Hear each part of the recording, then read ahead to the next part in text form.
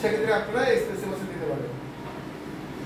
এটা দেওয়ার পরে তারপরে যে সেটিংসটা আছে আর কি ইন স্টোর শপিং। এখানে দেখেন কি কি অপশন আছে, in store shopping, in person, এটা দেব না, ডেলিভারি, তারপর হচ্ছে outdoor seating, online booking, reservation, in store pickup. তো এটার মানে কি, মানে আপনাদের যে প্রোডাক্টগুলো আছে এগুলোকে আপনি হোম ডেলিভারি করেন নাকি শুধুমাত্র ইন স্টোর শপিং মানে দোকানে এসে বা শোরুমে এসে পারচেজ করতে হবে বা হচ্ছে অফিসে এসে সার্ভিস নিতে হবে। আর হচ্ছে ইন পারসন ক্লাস মানে কি, মানে অফিসে এসে ক্লাস করতে হবে। যদি আপনাদের কোনো ট্রেনিং সেন্টার রিলেটেড পেজ হয়ে থাকে তখন এগুলো চুজ করবেন, তাছাড়া এগুলো চুজ করার দরকার নাই। ক্লাসের বিষয়গুলো ট্রেনিং সেন্টার, কলেজ, ইউনিভার্সিটি এইগুলোর ক্ষেত্রে হচ্ছে আসবে। তারপর হচ্ছে কন্টাক্টলেস ডেলিভারি, মানে হচ্ছে কন্টাক্ট না করে ডেলিভারি হচ্ছে দেওয়া যায়, মানে হচ্ছে অনলাইন অর্ডার করে দিলে সেখান থেকে হচ্ছে চলে আসলো, আপনার কোনো কন্টাক্ট দেওয়া লাগবে না, সেটা হচ্ছে কন্টাক্টলেস ডেলিভারি।